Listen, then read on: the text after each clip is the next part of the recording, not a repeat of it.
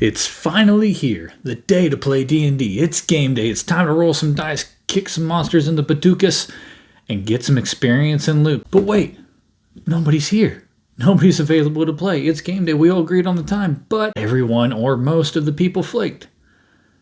There's no game. There's no D&D. There's nothing to do but go back to regular life. Or are there actually several options that you can turn to in this situation so that you can still have fun? You can still roll some dice and still engage in that fantasy RPG that you've been dreaming about all week. I'm Tabletop Tinker, and I've developed a manual of things that you can turn to if your game has been canceled at the last minute to continue your fun.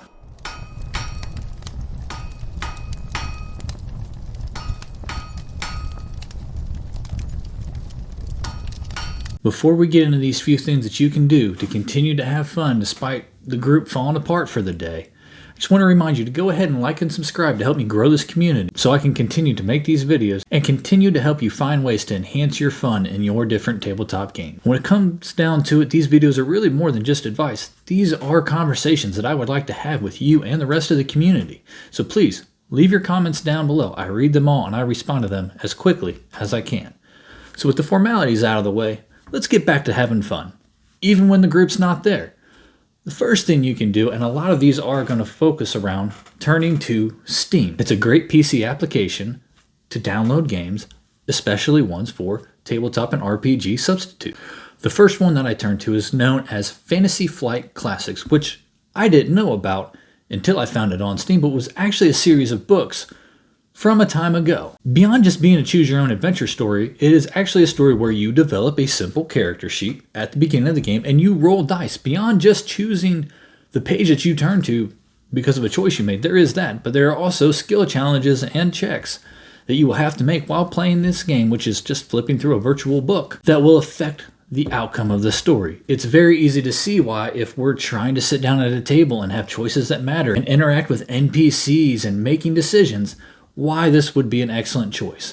The initial game itself is actually free, and it comes with a few modules that you can just play through at your leisure. But if you tear through all those and have need for more and better modules, there's actually an entire library that you can choose which ones you would like to purchase and continue the fun as you would. It's very easy to get into, and when you download it and start your first module, it will walk you through the necessary steps to create your character. Now with that, it's not going to be very varied. You're not going to have a lot of different avatar choices, and you're not going to have a lot of skill and class choices either. You're going to make very simple decisions, and down the road you go, which if you're all set and ready to play D&D, is great. The prep time is minimal, and you can just launch directly into your adventure. But I do want to warn you, at least for me, I found these to be very, very challenging and very, very unforgiving. In a lot of cases, death is just going to be likely. But if that's your kind of game and that's the style of play that you're into, no sweat. You were expecting this anyway. But for those that are more accustomed to and used to a game that is much more forgiving, I do want to warn you, Fantasy Flight Classics is not that kind of game. So you may want to turn to some of the other things that I've compiled for you in this manual of how to continue to have fun despite your game being called off for the evening. Perhaps you'd still really like to just play D&D. And you know what? That's great. And the good news is you can still turn to Steam and play D&D. In the world of D&D, a franchise has transcended time, generations, and even systems. The Baldur's Gate series is beloved by many, and Baldur's Gate 3, while still in beta testing, is shaping up to be a heck of a game. I myself purchased it when it first came out and released in beta testing. It might have been a year and a half, 2 years ago. It's been out for a while. The good news is, if you haven't gotten it yet, and you find yourself in a situation where you want to play D&D now, but no group available, now's a good time to get into it. It is still in beta testing, yes, but it has a lot more available to you than when it first came out. It's a lot more polished. It's even expanded some of the gameplay options. It is all based off the 5e system that you are likely currently playing. All the rules are going to be the same, though maybe tweaked in an attempt to provide you a better computer experience. And I can tell you, even though it is a computer game, the replayability is very high. And also, it's still in early access. There's only the first act out of 3 or maybe even 4 that will be available at the end that you can play through. But I've already played it many different ways and had many different outcomes based upon my choices. It's very easy to get excited about this game. And if you already know D&D 5e, it's very easy to get in and start playing without a very large learning curve. And as I said, though it is in beta testing currently, the full release is just around the corner. I believe at current, it is set to be late 2023. Now, I would temper your excitement and expect it to maybe come out in early 2024. Because that's just how these things go. And Larian Studios has a track record for producing very good and very polished games, and they are putting their all into this game. And the results are easy to see and already very clear. But maybe you want to play D&D or do something D&D related, but you don't have access to a computer, or you just don't want to do that. Maybe you're just not in the mood right now, or maybe that's just not your cup of tea. And you know what? That is totally fine. There are still things that you can do instead of playing the game. You can still interact with the game. Now might be a good time to go ahead and mess around with some different character options. Go ahead and come up with some character concepts. Now that you have the time, you're in the mindset, don't let it go to waste. Still go ahead and engage. You're going to have fun. You're going to feel, at least to a degree, fulfilled. Is it the same as playing a game when you were expecting to? Absolutely not. But none of these options really are.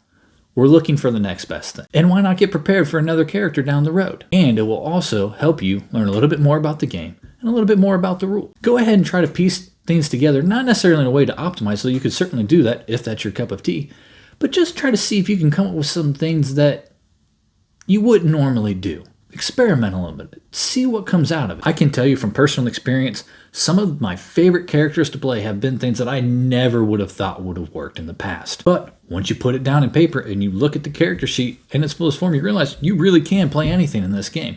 And there's no better time to realize that when you have that extra time to go ahead and make a character. Maybe though you were getting ready to sit down and play D&D, maybe you'd actually like to try something else. Has that been a question sitting in the back of your head? I know I personally like to try all kinds of different systems myself. Have you yet to take that step? Well, might be the best time to go ahead and just stick your toe in the water. Similarly to the game Baldur's Gate 3 that I mentioned earlier, there are actually some polished finished games for systems other than D&D 5e. And some of them are actually pretty close to D&D 5e. I'm talking about, of course, Pathfinder. The Pathfinder system has found itself with two fully released games called Kingmaker and Wrath of the Righteous. Now, though I've only played Kingmaker and I haven't played Wrath of the Righteous, I would actually recommend the latter, and here's why. Turn-based combat, which is the style of combat that we're used to when we're sitting down to play the tabletop version of these RPGs. Kingmaker, while you can do it, you have to install something known as the Nexus Mod Unity Installer Unit Mechanism. That's not the actual name, but getting it to work sometimes can be as complicated as that name that I just gave it. If you already know how Nexus works, go ahead and try out Kingmaker. It's the one that I've been playing, and it's a lot of fun. If you're not familiar with that, go ahead and just get Wrath of the Righteous. It has turn-based combat right out of the box. No extra installations required. From everything that I've seen from the community and beyond, both of them are very good games. And if you like Kingmaker, you're probably going to like Wrath of the Righteous as well. I don't feel like I need to hesitate to go ahead and recommend the game. They're both created by Owlcat Studios, and it seems that they've taken the idea of don't fix it if it isn't broken. And while yes, it is a different system from 5e, it's still similar enough because it was based off the 3.5 edition of D&D, and the rule sets are very similar. If you know D&D, you're going to fall into Pathfinder very easily. There are going to be a few things that trip you up and don't make a sense right away, and there's going to be a steeper learning curve than there would be with a game like Baldur's Gate 3, which is directly a 5e game just made for the computer. But it isn't so steep that you can't step right up into it and have fun straight away, making your character and setting off on your journey. However, with that said, I would recommend, if you take this option, go to YouTube, watch a before you play video that are usually around 12 to 20 minutes that will give you some good advice from people that have played the game and know it a little bit better, so you can make a good set of choices when starting off on your adventure, so you can have fun all the way through and don't have to restart a game because you maybe made some subpar choices early on. Unlike with the tabletop scene, when you do this in a computer game, it can be a lot less forgiving because it's all run by a computer which has preset generations versus a human sitting there adapting the game to give you the best amount of fun it possibly can. But wait a minute, no, I'd hear you saying, I just want to actually play D&D, and none of these options, so close, are actually playing D&D as I know it. I hear you. Here's an option for those of you that are raising that objection. It's called startplaying.games. I know there's a few other options out there, but this is the one that I've stumbled upon and so far have had pretty good success with. What it is a marketplace for paid DMs, sometimes free, to go ahead and advertise a game online for you to sit down and play. It doesn't take a lot of buy-in, and you can even join campaigns this way. But I find it best for one shot, especially for that time when I know maybe a little bit more in advance that the game's going to get canceled. It's a little bit harder last minute, though I have at times used it to jump into a game with only an hour or two before the set starting time. And what's more, along the same line of learning new systems, there are actually a lot of games specifically set up for first-time players of different systems. I wouldn't necessarily recommend that if you don't have a lot of time before the game begins, because it will still take a little bit of prep work to get a character started in most instances. Though sometimes, and it will state this in the description, the GM or storyteller will have already pre-generated a set of characters for the players coming to the game, so they can just jump right in. And this may work out best for you. Just go ahead and read the descriptions of the games that you are looking to play before you go ahead and apply for a seat at the table. The only real problem here is that even though it is typically cheaper than buying a full-fledged game, instead of buying something and having it that you can go back to over and over again, it's a pay per transaction situation. You will have to pay repeatedly for different sessions.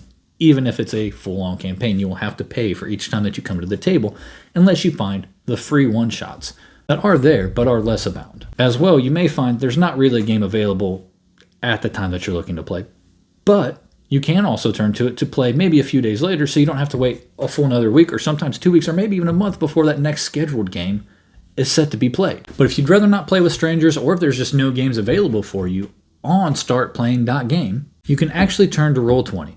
And while personally, I would almost never recommend Roll20 as a VTT unless you're just getting started in the online DnD and other TTRPG sphere, it actually works very well for this. One, it's a very simple system, which I find not necessarily to my liking in 2022. For this instance, for last minute setup, it actually works quite well.